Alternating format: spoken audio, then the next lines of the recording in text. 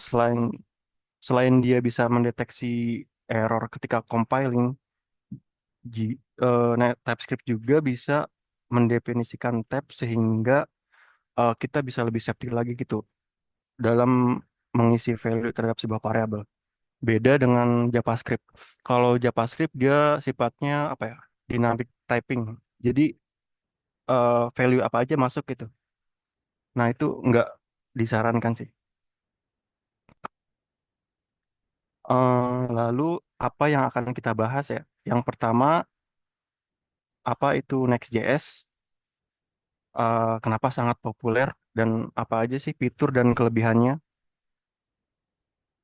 Routingnya seperti apa? Lalu strategi data fetchingnya kayak gimana? Ada SSG, CSR, ISR, dan SSR ya. Lalu ada image optimization. Lalu ada beberapa tips, yaitu ada Justan dan React Query. Oke, selanjutnya.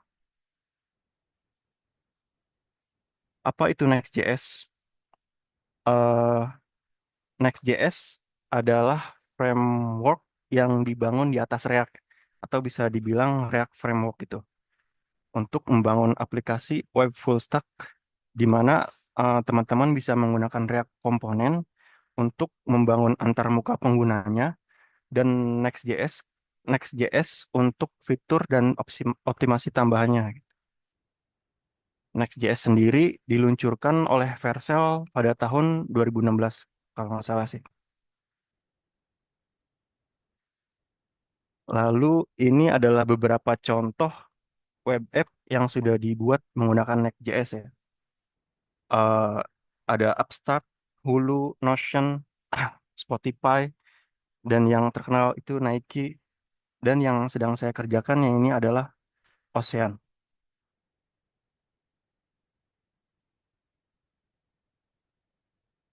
Hmm, Akhir-akhir ini Next.js sudah mulai banyak diminati ya oleh beberapa perusahaan. Kenapa sih banyak yang tertarik? Yang pertama, dia performanya yang super cepat dengan fitur server side rendering dan static site generation.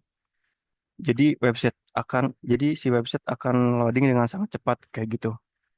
Yang kedua, SEO friendly, sehingga akan meningkatkan peluang website kamu untuk muncul di halaman pertama Google. Dan yang ketiga, gambar yang ada di Next.js itu dioptimalkan secara otomatis untuk meningkatkan kecepatan loading. Oke, nanti kurang lebihnya akan dibahas di belakang ya untuk image ini.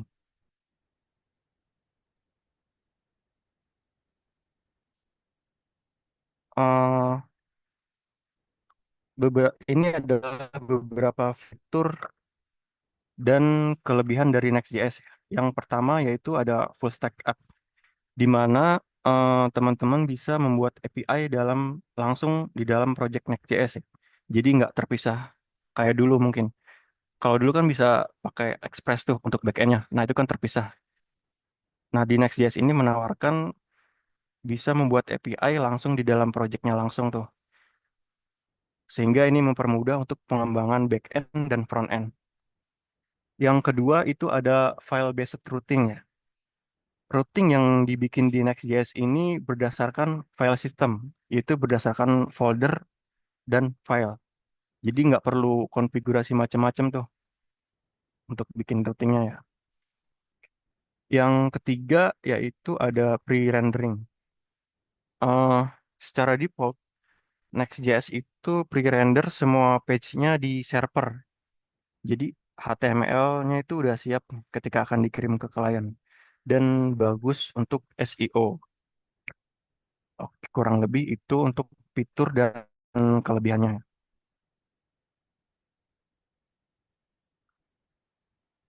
Nah, yang pertama untuk salah satu fitur yang ada di Next.js yaitu ada routing. Untuk routing sendiri itu terbagi dua ya. Ada app router dan ada pages router. Bedanya apa? Kalau app router itu semua filenya disimpan di dalam folder app. Sementara pages router itu disimpan ke dalam folder pages. Kalau app router itu merupakan routing modern, sementara pages router itu merupakan routing tradisional. Di mana app router itu eh, merupakan apa ya, pendekatan baru gitu dari yang dikenalkan oleh Next.js. Diperkenalkan pada Next.js 13. Jadi fitur-fitur yang ada di app router ini udah canggih, termasuk ada nested layout kayak gitu. Sementara kalau pages router merupakan pendekatan lama ya. Dia itu sudah ada sejak Next.js diluncurkan.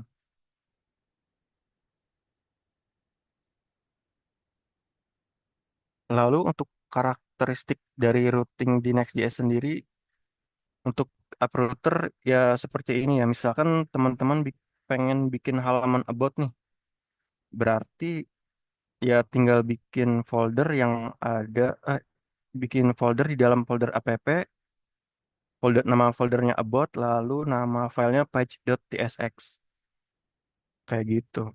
Dan misalkan bikin nested root, tinggal bikin folder misalkan tim, lalu nama filenya adalah page.tsx. Kalau pages router, eh, ya misalkan bikin halaman about ya, berarti tinggal namain aja filenya about.tsx, tsx, dan disimpan di dalam folder pages. Kurang lebih seperti itu. Ini juga bisa disimpan di dalam folder folder lagi ya. Cuman nanti di dalamnya itu ada, jangan page.tsx tapi index.tsx. Untuk demonya mungkin nanti saya kasih unjuk setelah PPT ini selesai. Oke. Eh, Cerita sedikit berarti, eh, routing ini terbagi dua ya, ada app router sama pages router. Kalau di Ocean sendiri, di project yang sedang saya kerjakan, itu menggunakan pages router. Kenapa? Karena ya pertama lebih simple, lalu dia disupport oleh modul Federation. Modul Federation itu apa? Eh, Library untuk apa ya, micro front end arsitektur lah kayak gitu. Sementara modul Federation ini sebenarnya ada sedikit kekurangan sih. Dia nggak support sama app router nih. Jadi dia hanya support terhadap pages router aja. Dan modul Federation ini bisa mengoverride eh, kelas Tailwind dari satu aplikasi ke aplikasi lain. Nah, itu salah satu kelemahan di modul Federation ya. Cuman ada solusinya sih untuk ngatasin itu, yaitu menambahkan prefix di penamaan kelas Tailwind-nya. Jadi penamaan, misalkan kelas Tailwind-nya itu flex, ya ditambahin prefix berarti jadi misalkan apa ya, up satu underscore flex. Nah, kurang lebih seperti itu penerapannya. Tujuannya agar tidak di override sama aplikasi lain. Kayak gitu sih. Oke, selanjutnya ada fitur selanjutnya yaitu ada strategi data fetching ya.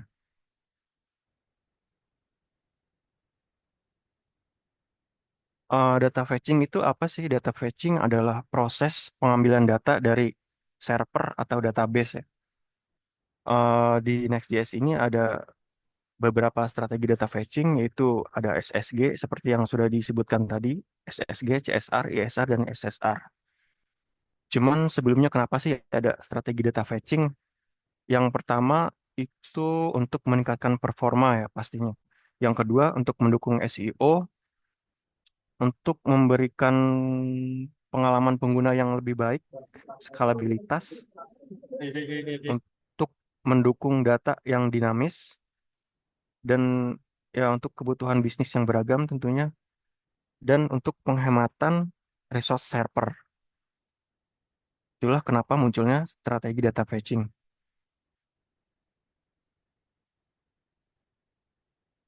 Oke.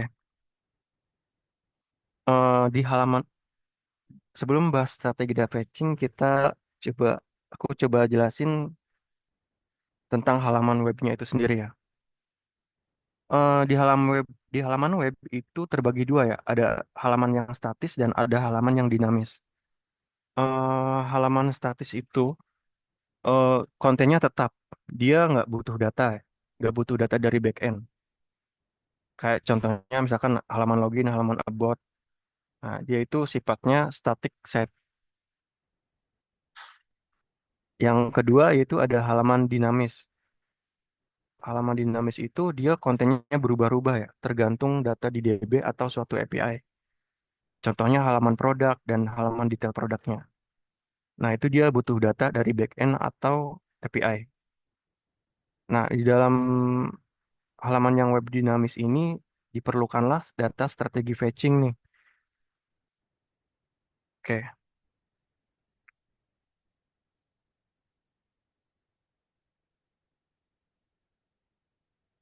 yang pertama ini ada static set ya. Berikut adalah cara kerja dari static set dengan tiga tahapan ya. Ada tiga tahapan saat ngoding, saat build and deploy, dan saat serving request-nya. Pada saat ngoding, ini cukup bikin komponen kayak biasa aja ya, HTML. Lalu setelah itu di build, dia akan Next.js akan mengenerate-nya menjadi halaman static HTML. Anggap aja ini contohnya halaman about gitu. Lalu di deploy ke server. Kemudian saat melayani request-nya, saat klien melayani request-nya, itu server cukup ngasih aja tuh file static HTML yang udah jadi. Kayak gitu sih.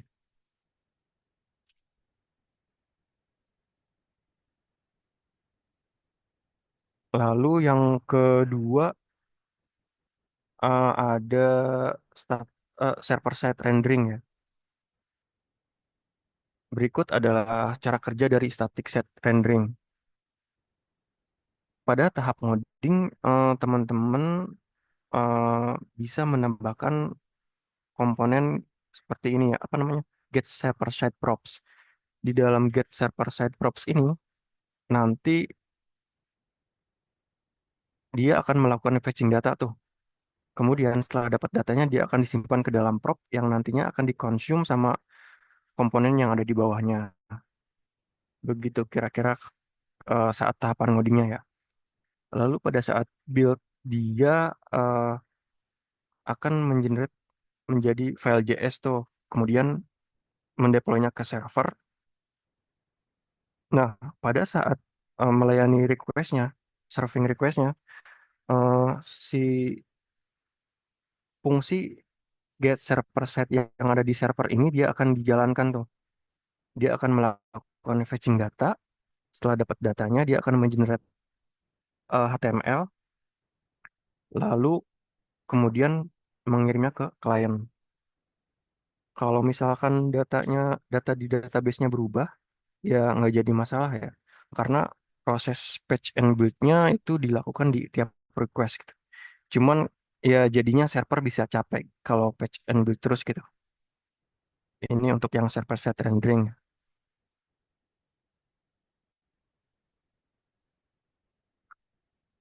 Lalu selanjutnya ada client side rendering. Berikut adalah cara kerja dari client side rendering pada tahap ngoding itu sebenarnya sama aja kayak bikin React aplikasi React tanpa Next.js ya.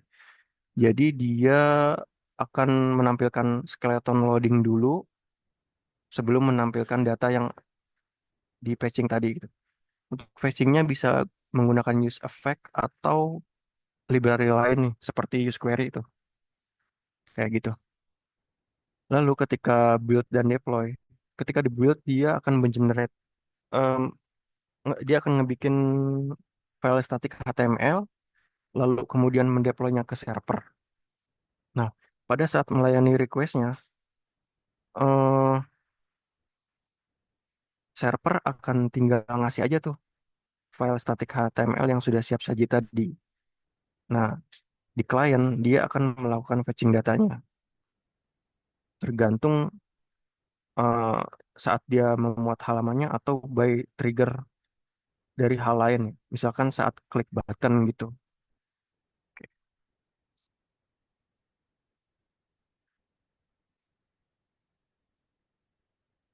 Lalu selanjutnya ada incremental static regeneration. Berikut adalah cara kerja dari incremental static regeneration. Pada tahap ngoding, teman-teman bisa menambahkan get static props, di mana di dalamnya dia melakukan patching data dan menyimpannya ke dalam variabel dan menyimpannya ke dalam prop gitu. Cuman di sini dia menambahkan revalidate 10. 10 ini adalah satuan dalam detik ya, artinya 10 detik.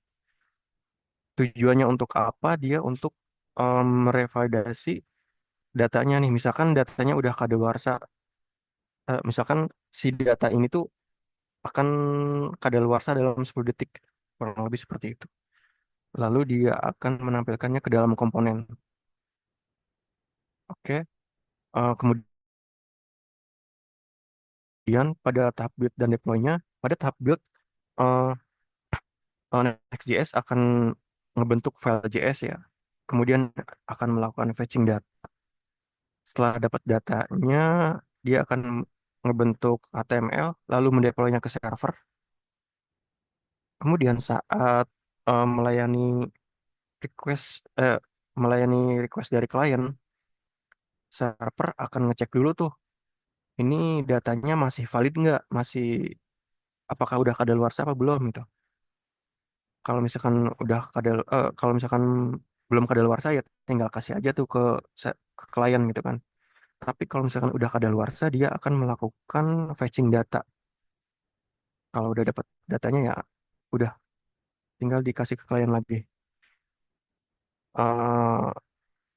10 detik ini artinya apa ya? Timer untuk menentukan expired datanya. Kurang lebih seperti itu.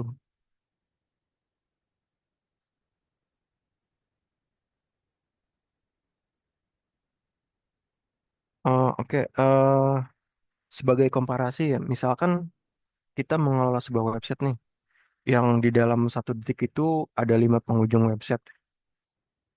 Nah, dari 3 jenis strategi data fetching ini, eh, maka dalam 1 detik itu untuk SSR dia melakukan 5 kali fetch dan build di server tuh.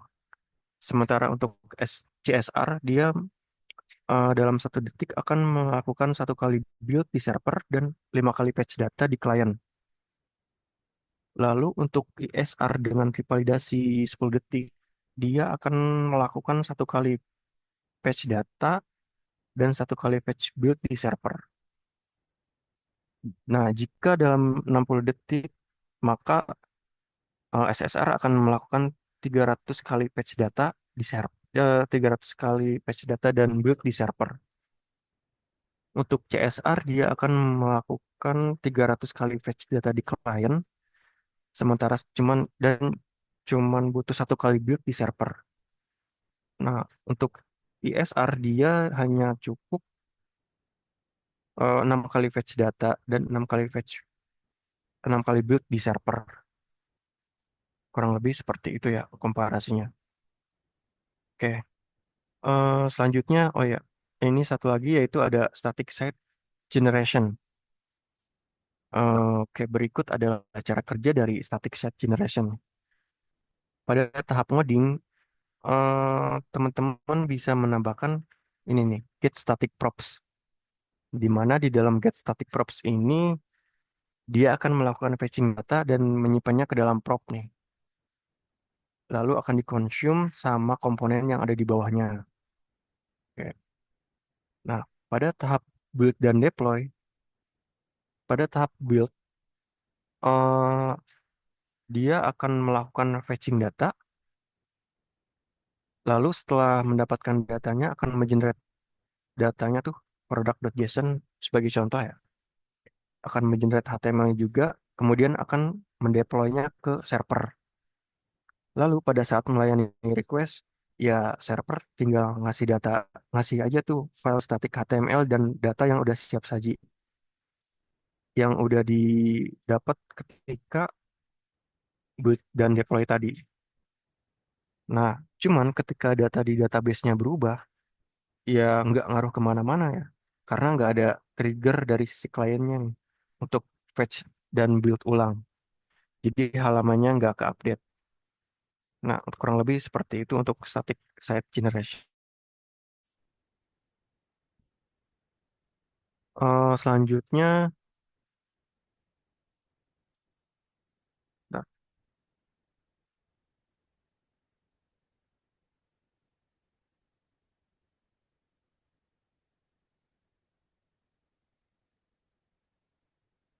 nah, setelah kita mengetahui gimana proses kerjanya dari beberapa strategi data fetching tadi, saya coba rangkum seperti ini. Berarti untuk untuk SSR kelebihannya itu nggak ada tampilan loading ya, bagus untuk SEO dan bisa untuk personalized content dan datanya real time. Kalau kekurangannya ya user harus menunggu harus user menunggu data fetching dan build dulu baru halamannya muncul tuh. Jadi server bisa kecapean dan karena setiap satu request itu server perlu fetch dan build. Kalau untuk CSR kelebihannya ya eh, server nggak terbebani untuk fetch dan build. Jadi user bisa cepat nerima webnya walaupun sebagian tampilannya loading ya. Dan bisa untuk personalized content. Personalized content itu apa sih? Ya konten yang ditujukan untuk user tertentu ya. Kurang lebih seperti itu. Dan datanya real time. Kekurangan dari CSR itu user eh, nerima halaman dengan tampilan loading dulu. Setelah itu patching data di browser, barulah muncul kontennya. Dia nggak bagus untuk SEO. Untuk SSG kelebihannya ya server nggak terbebani nih untuk patch dan build. User bisa cepat nerima halaman webnya, nggak ada tampilan loading dan bagus untuk SEO. Sementara kekurangannya, dia nggak bisa untuk personalized content karena eh, get static props tadi itu dia nggak bisa ngecek request header ya. Dia nggak bisa ngecek user client, mesin token kayak gitu. Dan datanya nggak akan update kecuali build ulang. Kalau untuk ISR, kelebihannya adalah server nggak terbebani untuk patch dan build. User bisa cepat nerima halaman webnya, dia nggak ada tampilan loading, bagus untuk SEO, dan datanya hampir real time ya, tergantung revalidasinya. Kekurangannya dia nggak bisa untuk personalized content sama kayak SSG, dan datanya nggak se-real time SSR atau CSR. Oke, sekarang eh, gimana sih nentuin setelah kita tahu kekurangan dan kelebihannya, gimana sih cara nentuin strategi data fetching ya? Em, perlu misalkan dia perlu baca request header nggak ya? Kalau misalkan perlu, ya berarti kamu harus menggunakan CSR atau SSR karena keduanya punya kelebihan dan kekurangan, teman-teman bisa menentukan sendiri ya. Kalau untuk di Project Ocean, dia menggunakan CSR dan SSR ini karena ya yang after login ya pasti tentunya butuh ngecek request header ya. Dia yang login siapa, tokennya masih valid atau enggak gitu kan. Kalau misalkan nggak butuh request, nggak perlu baca request header, bisa menggunakan SSG atau ISR nih. Nah, kalau misalkan datanya bisa berubah, ya harus pakai ISR karena ada fungsi revalidasi itu ya. Kalau misalkan datanya nggak perlu berubah ya tinggal pakai SSG kayak gitu. Hmm,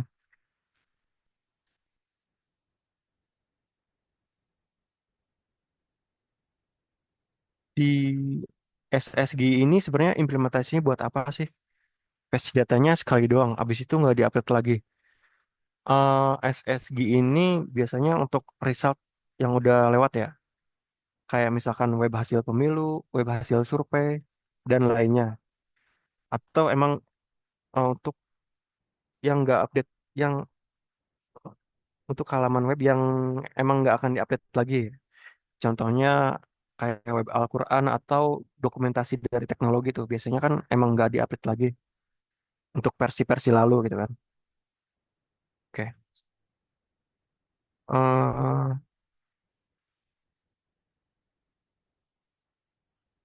nah, sebagai informasi tambahan, strategi data fetching yang ada di Next.js itu berbeda ya dengan service worker caching strategi. Dia kalau data fetching strategi itu sebuah optimasi ketika banyak user mengunjungi halaman web yang sama. Kalau PWA, dia optimasi sebagai optimasi ketika satu user itu mengunjungi halaman web yang berkali-kali dengan berkali-kali.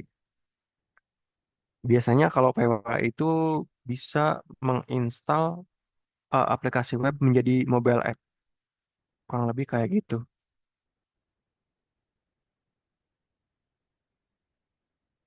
Nah, yang selanjutnya fitur dan kelebihan dari Next.js itu ada optimization image.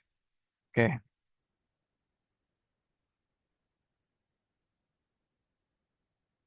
Eh, di dalam hampir semua website pasti ada menampilkan gambar ya. Nah, gambar itu sebenarnya erat kaitannya dengan performa nih. Dia itu bisa menaikkan user experience dan page rank. Nah, dan ini ujung-ujungnya kan bakal ngaruh ke bisnis kita kan. Ada tolak ukur performa atau experience untuk website kita yaitu dari Core Web Vital. Core Web Vital ini untuk apa ya? Sebagai tolak ukur performa lah ya. Di antaranya ada LCP dan CLS. Nah, LCP dan CLS ini erat kaitannya nih dengan gambar. Sebenarnya ada satu lagi, cuman eh, saya belum paham ya. Selanjutnya yaitu eh, ada perbedaan dari tag image, tag IMG dengan tag image yang ada di Next.js. Tag IMG yang biasa kita pakai itu banyak sekali kekurangannya ya. Yang pertama, tidak ada optimasi otomatis. Dia nggak mendukung konversi ke format modern nih.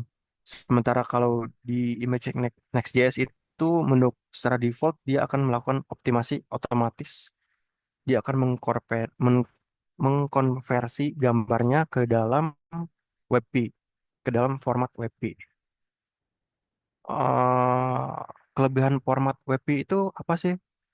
Ya ukurannya lebih kecil, kualitas gambarnya bagus, dan untuk penghematan bandwidth juga sih. Kurang lebih seperti itu. Nah, kekurangan yang kedua yang ada di dalam tag IMG itu tidak mendukung lazy loading secara default ya. Dia harus mengatur manual tuh dengan atribut loading. Sementara di Next.js secara default dia sudah menerapkan lazy loading kayak gitu. Lazy loading itu apa? Lazy loading itu seperti ini ya, coba ya.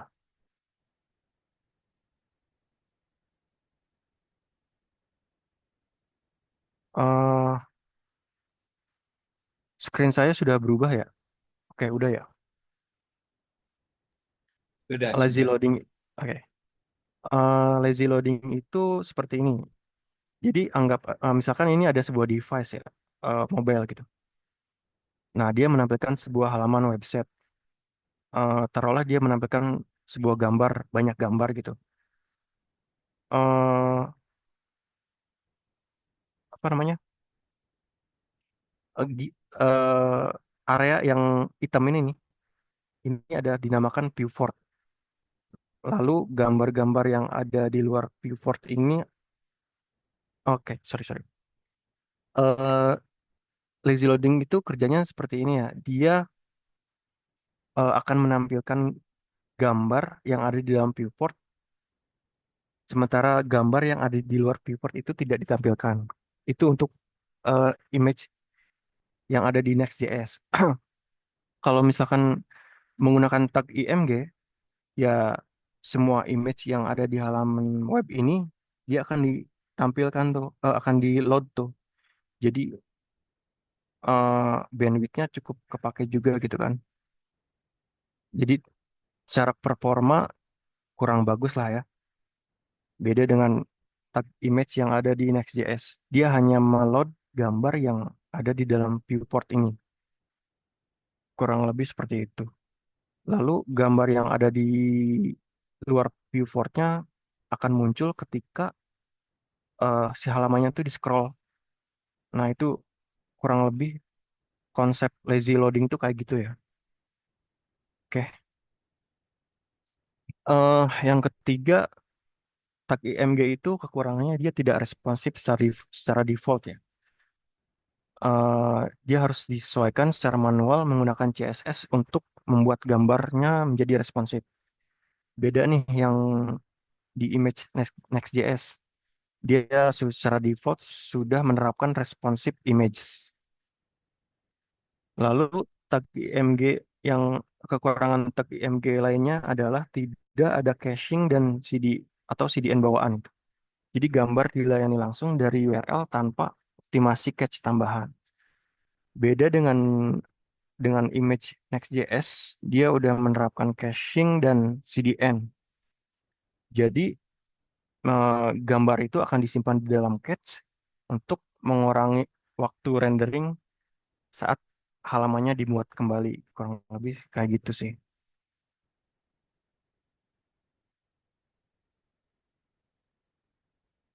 Oke. Ini ada berikut tips, yaitu ada Justan dan require ya. Justan dan require ini adalah salah satu beberapa library yang saya pakai di project saya. Oke. Justan itu apa? Mungkin beberapa developer React sudah pada pakai ini ya.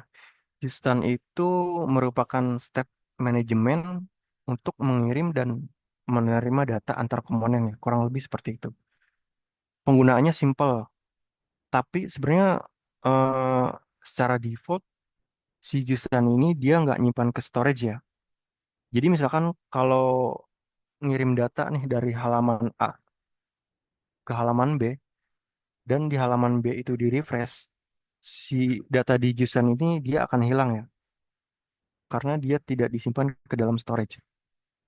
Kalau misalkan pengen menyimpan ke storage browser ya itu bisa dikombinasikan sih, menggunakan dikombinasikan dengan local storage atau session storage, kurang lebih seperti itu.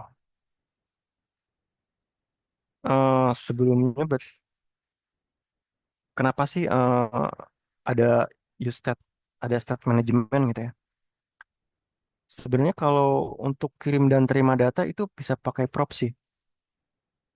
Cuman kan kalau dengan level banyak komponen itu agak susah di maintain. Misalkan seperti ini ya.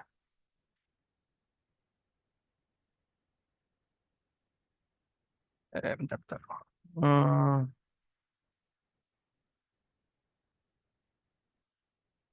Oke, misalkan ini sebuah halaman website. Dia menampilkan banyak komponen ya. Kalau misalkan hanya dalam satu level komponen, kirim dan terima datanya, itu sebenarnya bisa pakai prop aja udah cukup sih. Misalkan mau kirim data dari A ke halaman B nih, ke komponen B, itu pakai prop sebenarnya udah cukup sih. Cuman ada case di mana dia misalkan ngirim data dari komponen C ke komponen D. Nah, itu kalau pakai prop ribet tuh. Dari C dia harus kirim dulu ke komponen B kan, karena komponen C ini ada di dalam komponen B. Setelah dikirim ke komponen B, dia kirim ke komponen A. Barulah si komponen A itu ngirim ke D. Nah, ini kurang efisien ya kalau pakai prop. Sebenarnya bisa-bisa aja sih, cuman ya kurang efisien aja.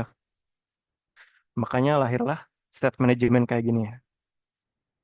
Oke, kurang lebih seperti itu. eh Selanjutnya ada React Query. React Query, React Query itu apa ya?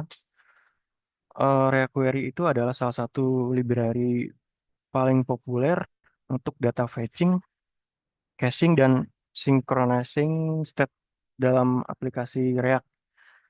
eh di React sendiri biasanya kan kalau fetching data itu pakai use effect gitu ya.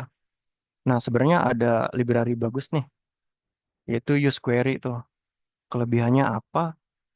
Ya, fitur-fiturnya lengkap dan datanya itu dia akan di caching otomatis ya. Oke, kurang lebih seperti ini gambarannya ya.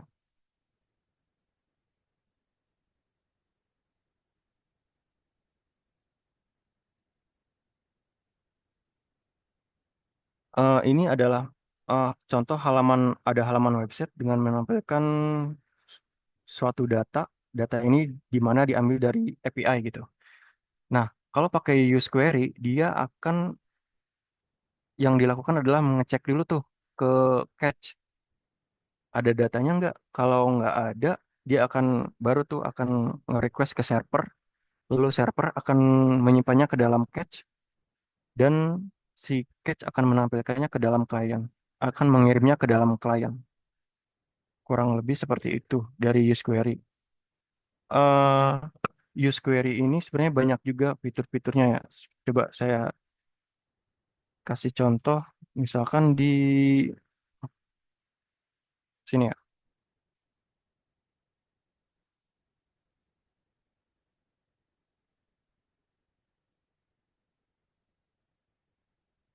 Ini adalah salah satu penggunaan fetching data dengan menggunakan use query ini.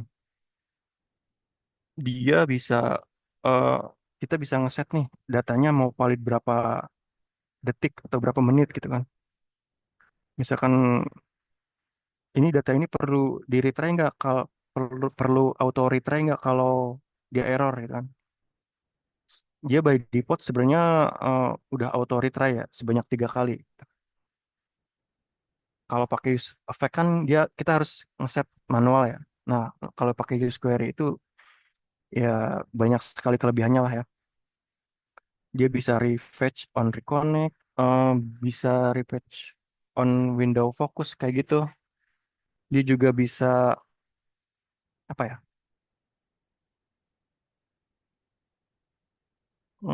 Ntar remote.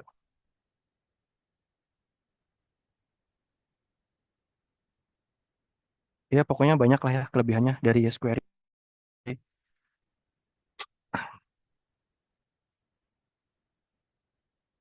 Oke, oke, kurang lebih seperti itu untuk sharing session hari ini. Mungkin selanjutnya aku serahkan ke Pak Henry dulu ya. Oke, thank you Mas Afif. Luar Ya, biasa ya sama-sama Pak Hen. untuk sharing Next.js-nya. Ini dari teman-teman kalau ada yang mau ditanyakan boleh silahkan langsung atau ada link yang aku kirim ya di Slido. Kalau malu-malu juga boleh ditulis. Jadi aplikasi yang Mas Afif kerjakan tuh untuk di BCA itu menggunakan Next.js ya sekarang ya. Sekarang ini terakhir Next.js berapa ya kalau kita tahu ya? Terakhir itu ada Next.js 15 Pak. 15. Itu Ya. update-nya banyak berubah nggak? Perubahan changes. Hmm, Kalau saya sendiri belum ekspor sih untuk Next.js 15 Pak. Ah, Tapi nggak terlalu banyak sih kayaknya. oke, dari teman-teman silahkan jika ada yang mau ditanyakan terkait dengan Next.js. Mas Hendri, boleh nanya. Monggo, monggo, silakan. Tentang state management itu, Mas. Kan tadi ada pakai ini ya, library sustain. Ya, Justin. Nah, sustain. Eh, Kapan kita baiknya milih sustain apa si Redux itu? Sama-sama state management tuh. Hmm, Ya, kalau saya ya, sendiri sih, oke, suara saya udah kedengeran ya? aman-aman, Beb. Oke. Kalau Justin itu lebih simpel sih penerapannya, beda dengan Redux ya. Kalau saya sendiri untuk Redux itu secara profesional project belum pernah nyobain sih, belum pernah ngerjain. Tapi emang pernah explore sih sedikit terkait Redux itu dan emang implementasinya itu agak kompleks aja gitu. Beda dengan Justin yang lebih simpel aja, kayak gitu sih. Rep. Eh, Kalau sustain itu nyetingnya dia ini nggak sih? Per apakah dia per file atau dia sama kayak Redux ter apa? Justin Tercenter, itu, center. ya center, Sama bisa ya? center juga, dia bisa center. Oke, Dia itu oke. kayak use state gitu sih, cuman lebih general aja ya. Contohnya mana ya? eh ini mana ya?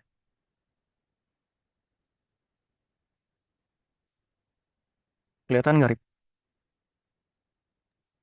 Ah, ya. Ya, kayak gini sih, Rip. Eh, untuk implementasi Justin ini. Jadi kayak getter Oh, setter gitu. Ini ngeget datanya, ini ngeset datanya. Nanti si data ini bisa ditampilkan di file mana aja tuh yang ada di dalam folder pages ini. Kurang lebih seperti itu. oke. Jadi itunya public gitu ya? Iya, Berarti semua file bisa make iya, itu. betul. Oh, maksudnya bukan file tertentu di file ini harusnya nggak bisa, tapi ini bisa ya semua. Iya, bisa, Rip. Oh, oke, Kalau oke. di Redux gimana, Rip? Kalau di Redux kayaknya iya sih, sebenarnya mirip kayak gitu. Mungkin ada kayak actionnya, ada Oh, reducernya itu kan emang lebih kompleks sih. Lebih Cuman, kompleks kalau dia hmm, Redux. iya, maksudnya apakah ini mungkin lebih ringan jadi misal untuk project yang nggak terlalu kompleks mungkin lebih ini lebih cepet atau gimana gitu. hmm, enggak sih. Kalau dari saya itu, Rip, paling dari sisi penerapannya yang lebih simpel, jadi enak aja buat makainya gitu sih. Ah, iya, iya. Buat maintenance juga lebih enak ya karena Ah, ah, orang masuk juga langsung bisa. Oke, oke, oke, Pep. ya, ya, Thank you, Pep. ya, sama-sama. Thank you, Arif. Yuk, dari teman-teman yang masih kurang puas mau tanya-tanya, mumpung Halo, halo. masih ada nih. Apip, Apip. Wes, Damas, monggo. Halo, halo, Apip, Apip. Ya, halo Damar. Yuk, yuk. Oke, tadi kan disinggung soal ini ya, React Query ya. Iya, Sebenarnya kan saya juga pernah nyobain React Query dan eh, ngerti basicnya lah. Cuman saya masih bingung kalau ini sih, kalau ada perubahan data gitu. Jadi kayak cuman nge-fetch awal terus untuk ada misal paging gitu. Misal saya mau ambil data page 2 terus pakai React Query bingung tuh. Nah, gimana ya? Mungkin mungkin eh nggak masuk ke sini sih, cuman eh, nggak apa-apa lah sekalian tanya. ya. Jadi saya bingungnya kalau ada perubahan data itulah. Oke, Damar. Di React Query itu sebenarnya ada fiturnya sih kayak infinite scroll dan pagination. Pagination itu kayak gimana ya? Nah, misalkan ini taruhlah nge-patch data dari API. Nah, ini sebenarnya bisa pakai nambahin variabel lagi nih, kayak misalkan paging gitu. Kalau misalkan pagingnya berubah, si value paging ini berubah, dia akan otomatis refetch ulang gitu. Kayak gitu penerapannya, Mar. Eh, Nanti ngeset perubahannya di mana dong itu? Oh, paging itu dari query lain gitu ya? Atau gimana? Iya, si Oh, si hook, iya, React Query ini kan kita bikinnya menggunakan custom hook ya. Nah, si custom hook ini dipanggil di komponen yang mau manggil datanya itu tuh. Kalau misalkan si value pagingnya berubah, dia auto refetch tuh. Jadi nggak perlu nge-call ininya lagi gitu.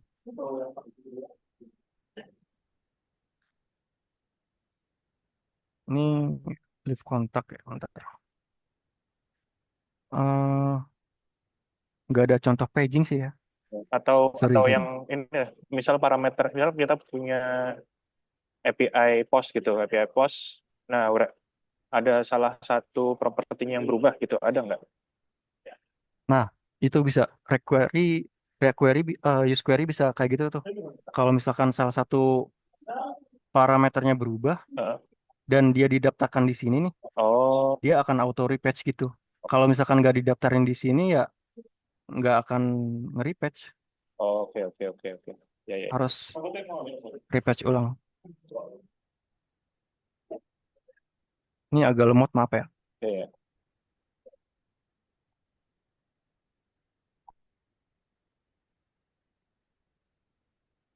Oke, Mar.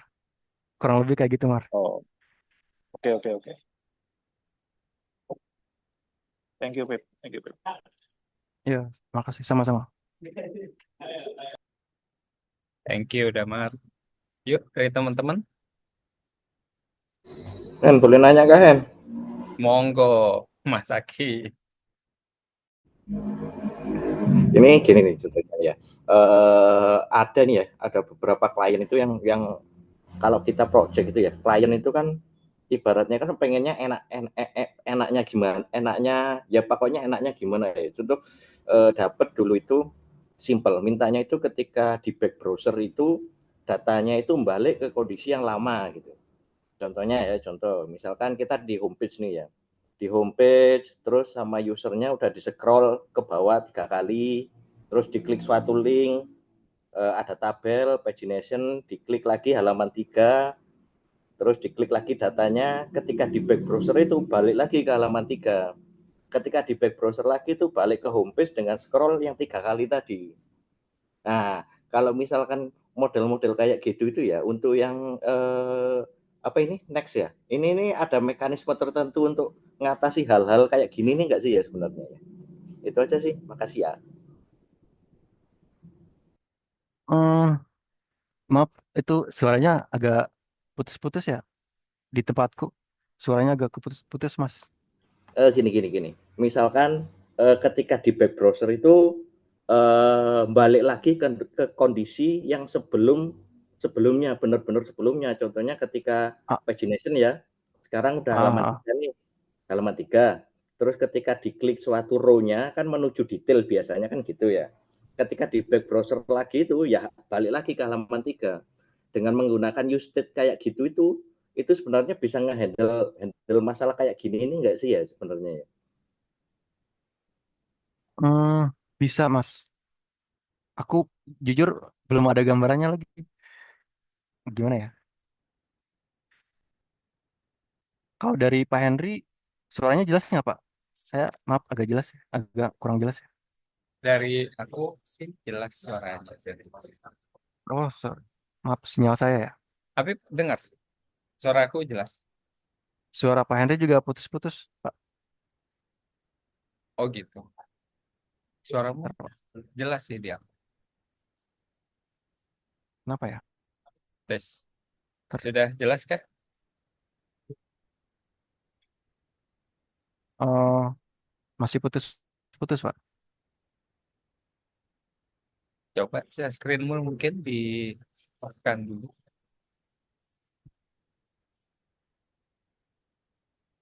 Halo, Ya, sudah jelas kah? putus-putus loh. Bentar. Masih Mau putus-putus, Pak. mau reconnect atau gimana? Bentar ya. Oke. Ganti koneksi ya. Oh, maaf. Internet saya mati. Bentar.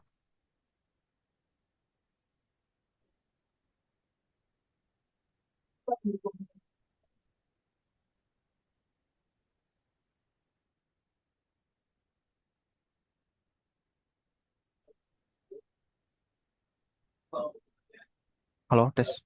Ya, sudah, sudah jelas. Wah, masih putus-putus, Pak. Suara Pak Henry masih putus-putus ya? Oh, sinyalmu kali ya, suara sinyalmu kayaknya. Hmm. Ya, Mas Haki,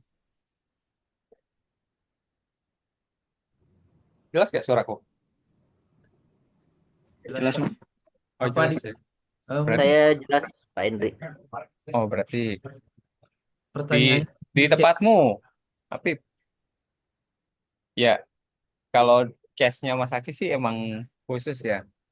Sebenarnya kemauan dari klien ya. Cuman kalau mau nyimpen itu di state, sebenarnya sih bisa aja sih Mas. Eh, Halo, tes. ya, udah jelas, Pak. Oh, udah jelas. Oh, udah jelas.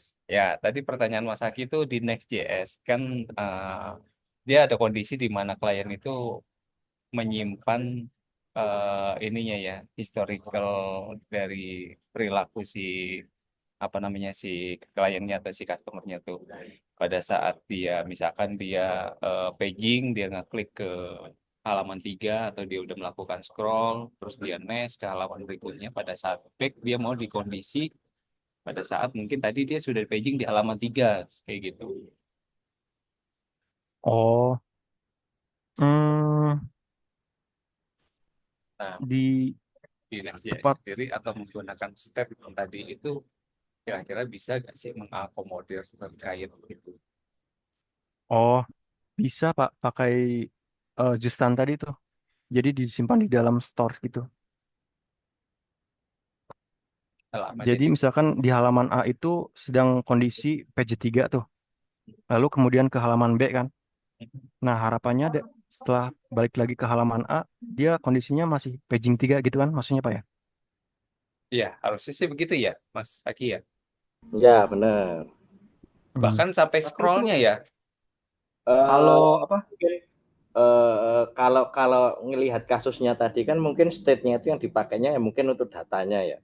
Itu sebenarnya kalau disimpan di store gitu kan berarti di si web web store si web client browsernya ya storage-nya si web client ya berarti ya.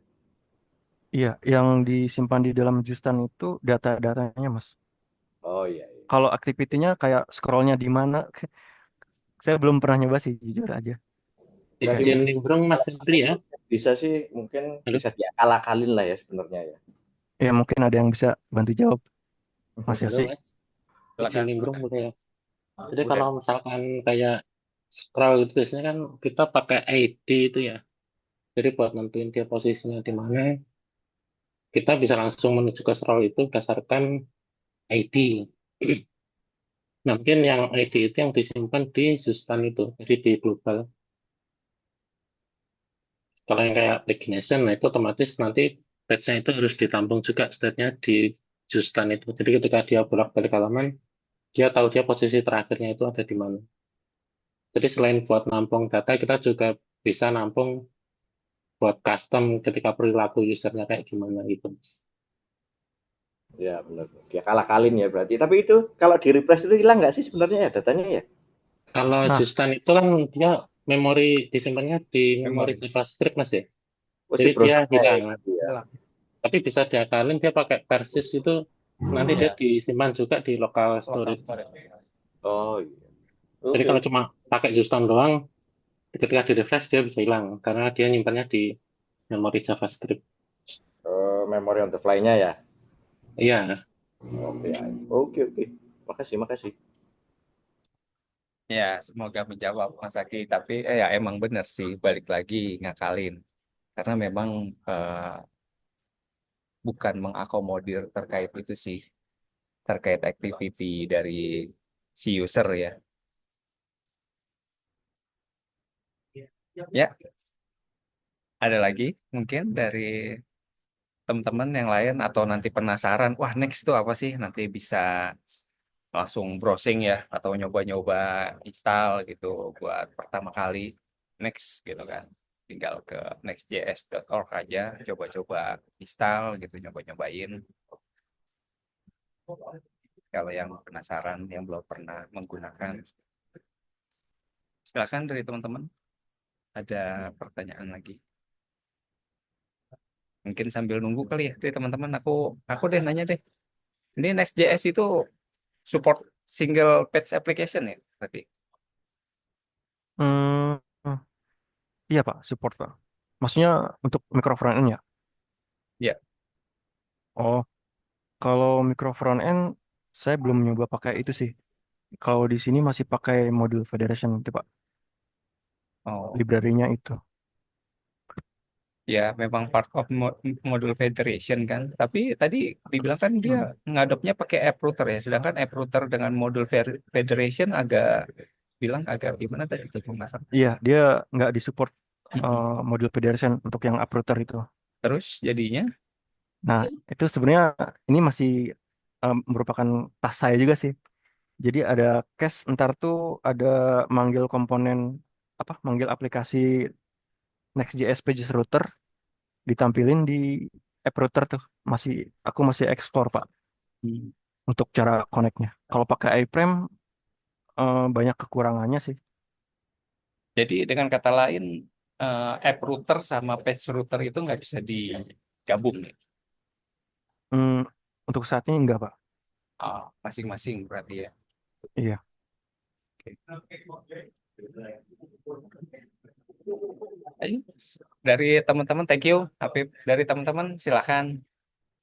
Ini seru ya. Jadi library, ngebahas eh, terkait gimana sih itu next. Ada lagi dari teman-teman atau bingung nanya atau malu-malu? Kalau malu-malu tulis saja. Bisa tulis di chat. Mas Amrun atau yang mau ditanyain?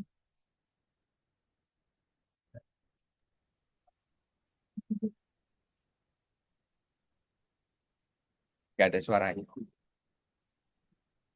Mas Amrun gak ada suaranya. Oh, tes tes tes. Nah, ada. Tok, monggo. Yang ini sih apa? Eh, tadi kan maksud yang loading eh yang fetch-nya itu di server set gitu. Itu tuh apa? Kan kita bisa set sendiri kan ya. Tapi masalah di beban di servernya itu pernah kalau yang di project-project kecil mungkin aman ya. Tapi kalau yang project-project besar itu berarti harus butuh memori yang besar ya di servernya atau sebenarnya udah udah apa ya udah optimis gitu dia digunain atau kita perlu set lagi biar dia lebih optimis gitu yang untuk yang patch-nya itu server set gitu. Tapi masalah di server sih Hmm, atau di kalau selama ini emang nggak ada masalah sama sekali gitu kalau di project. ya kalau di Project Ocean ini kan yang diterapinnya itu cuman SSR sama CSR ya. Kalau yang SSR selama ini masih aman sih, nggak nggak ada lambat-lambat gitu, Mas. Maksudnya Maksudnya di nggak ada masalah ya. masalah di server itu kayak memori full apa segala macam nggak ada kan berarti. Nggak ada Mas, aman sih. Itu aman karena emang dikit dipakainya atau emang secara framework itu dia udah optimis cara penggunaannya. Iya, mungkin semuanya sudah dioptimasi ya dari Next.js-nya mungkin Mas. Sejauh ini sih belum ada kendala ini aplikasinya lambat atau gimana kalau pakai SSR kayak gitu sih. Cuman ya paling agak blank putih aja tuh karena dia nunggu dulu kan, nunggu dulu di servernya di jalan get server side props-nya itu. Oh, berarti dia mungkin sama kayak apa? Page page yang model loadingnya di server gitu ya. Berarti dia pas Iya, load awal langsung kayak munculin loading untuk narik dulu kan, karena butuh waktu, Iya, kompos segala macamnya. Oh, hmm, betul Mas. hmm. Saya kira kalau yang React tuh beda sama kayak yang .NET gitu. Ya sama aja gitu, langsung cepet. Walaupun Hmm, di server set. Oke deh, terima kasih Mas. ya, sama-sama. Mbak Hin, kalau konsepnya dia pakai SSR sama sih kayak .NET sebenarnya, karena dia server side rendering, kecuali dia client side rendering. Jadi harusnya sama. Ya, Yang Apip lakukan kan yang sekarang itu defaultnya SSR ya. Iya, betul Mas. Oke. Nah, tadi pertanyaanku itu terkait dengan single page application itu kan harusnya dia itu client side ya, CSR. Nah, itu bisa dikombin nggak sih? SSR dikombin dengan CSR gitu. Iya, bisa Kompon Pak. Fine. komponennya ya, Iya. per masing-masing komponennya ya. Hmm. Oke.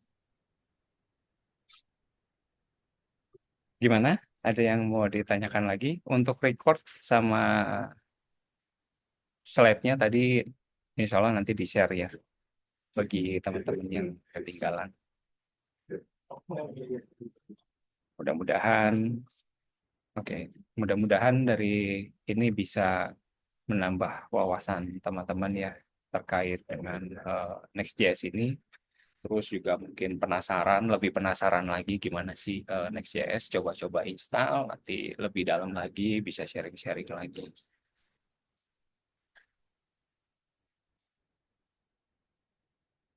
Oke,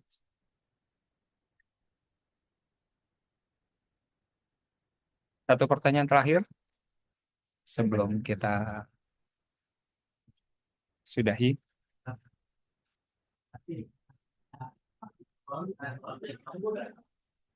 Nggak ada?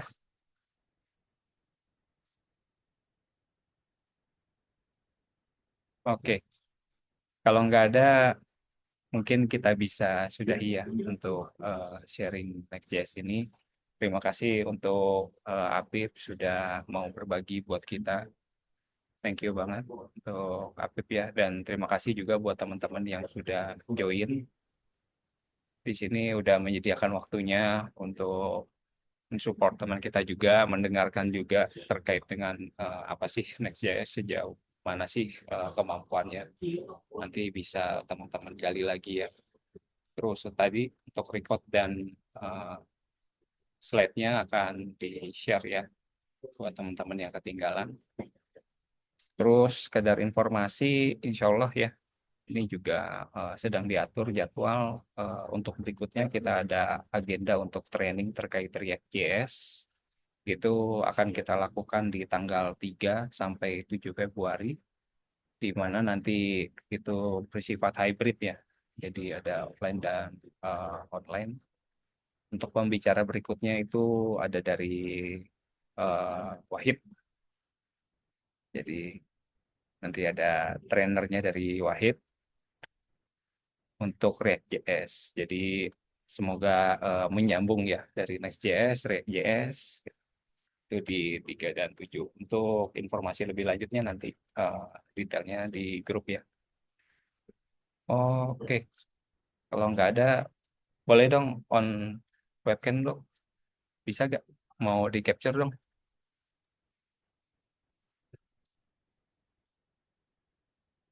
Yes, admin.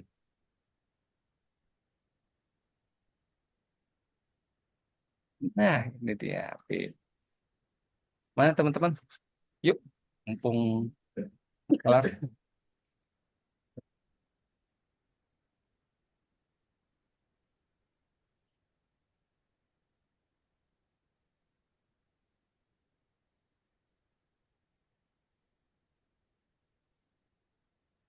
Yuk, yuk, yuk. Yang lain? Ini mau potbar gitu Pak. Ya, Foto bareng. Halo yuk. Mas Afif. Sebelahan juga. Sebelahan, Oh. depan belakang ya. Oh, yang sebelahan Novan jangan nih. Oh, paham. pindah tempat.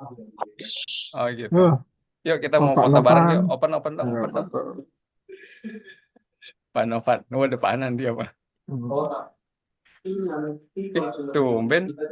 Damar ngeblur. Wah, Malik nggak kerja tuh Malik tuh.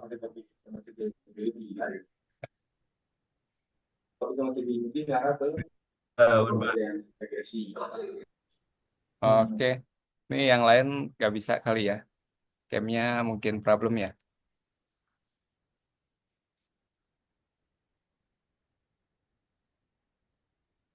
Nah,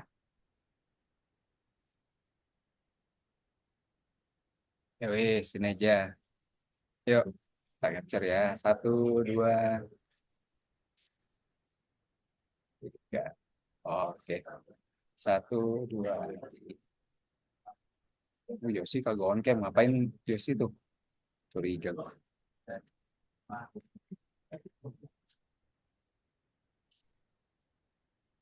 Oke, thank you teman-teman atas Terima waktunya. kasih. Terima kasih atas sharingnya. Sampai ketemu lagi di acara kita berikutnya. Oke, terima kasih semuanya. Ya, terima kasih Mas. Sama-sama. Terima kasih Mas Apik juga. Assalamualaikum. Terima kasih semuanya. Waalaikumsalam. Terima